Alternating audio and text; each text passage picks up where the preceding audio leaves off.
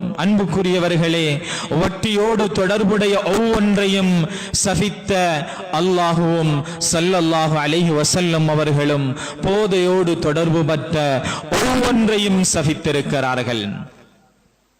தொடர்பு படக்கூடிய இவர் எந்த வகையில் இருந்தாலும் சரி, இந்த சமூகத்தை சின்னாபின்னமாக்கின்ற, சமூகத்தை சீரழிக்கின்ற, குடும்பங்களை பிரித்து வைக்கின்ற, குடும்பங்களுடைய நிம்மதிகளை இழக்கச் செய்கின்ற இந்த ஒரு செயற்பாட்டுக்கு எந்த வகையிலும் நான் உடந்தையாக இருந்துவிடக் கூடாது.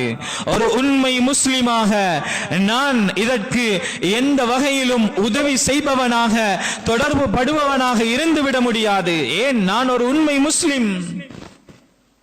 அன்புக்குரியவர்களே, அல்லாஹுடைய நல்லடியார்களே, அது ஒரு நஜீஸானது, அது ஒரு ஹராமானது. அதிலே எந்த பேரில் இருந்தாலும் அதிலே ஷிஃபா இருக்க முடியாது. ஏனென்றால் எதை அல்லாஹ் நஜீஸாக்கி, அல்லாஹ் எதை ஹராமாக்கி இருக்கிறானோ அதிலே ஒரு முஸ்லிமுக்கு புத்துணர்ச்சி என்பது இருக்காது, உடம்புக்கான ஆரோக்கியம் என்பது இருக்காது, உடம்புக்கான உற்சாகம் என்பது இருக்காது. குர்ஆன் படைத்தவன் அல்லாஹ் இது நஜீஸ், இது ஹராம் என்று தடுத்த ஒன்றிலே ஒரு மனிதனுக்கான உற்சாகத்தையோ, ஒரு மனிதனுக்கான நோய்க்கான நிவாரணியையோ நிச்சயமாக அல்லாஹ் வைக்க மாட்டான். அப்படி அதிலே நோய் நிவாரணி இருக்கும் என்றால் அல்லாஹ் அதை ஹராமாக ஆக்கவும் மாட்டான். அன்புக்குரியவர்களே, அல்லாஹுடைய நல்லடியார்களே, அது என்ன பேரில், என்ன விதத்தில், எந்த வகையில் இருக்கிறது என்பது அன்புக்குரியவர்களே இன்று ஒவ்வொரு பேரிலே இருக்கிறது, ஒவ்வொரு வகையிலே இருக்கிறது. எல்லாமே அது ஹராம் தான். அதனோடு தொடர்பு படுகின்றவர், வாங்குகின்றவர், விற்குகின்றவர், அதை பிழிகின்றவர், அதற்கான ஏற்பாடு செய்கின்றவர், அதனை கொண்டு வந்து தருகின்றவர், அதற்கு உறுதுணையாக இருக்கின்றவர்கள் எல்லோரையும் ஸல்லல்லாஹு அலைஹி வஸல்லம் அவர்கள் சபித்தார்கள். அன்புக்குரியவர்களே, நபி அவர்களுக்கு அநியாயம் செய்யப்பட்டு உடம்பால் இரத்தம் வழிந்து ஓடுகிறது.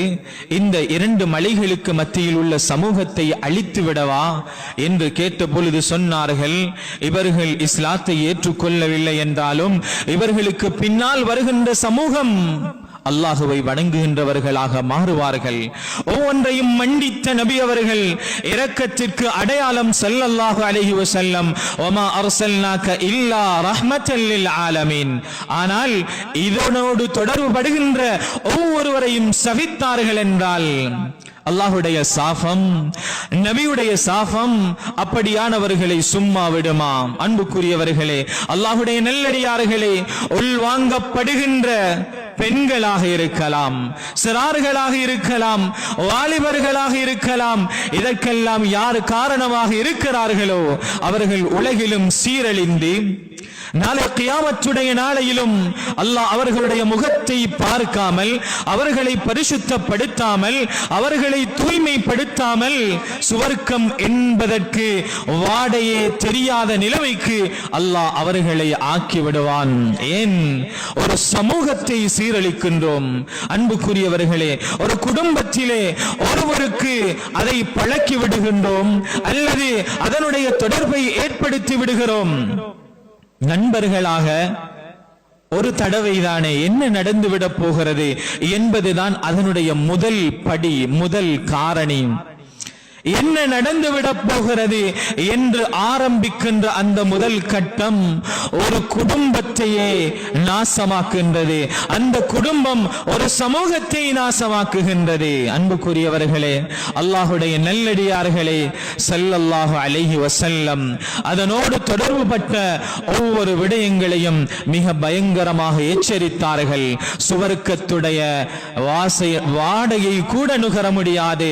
லா யதுகுலுல் ஜன்னத, அதிலே நபி அவர்கள் இந்த முதுமினு ஹம்ரையும், போதையோடு தொடர்பு படுகின்ற, தொடரான தொடர்பு வைக்கின்ற மனிதரையும் ஸல்லல்லாஹு அலைஹி வஸல்லம் அவர்கள் சேர்த்தார்கள்.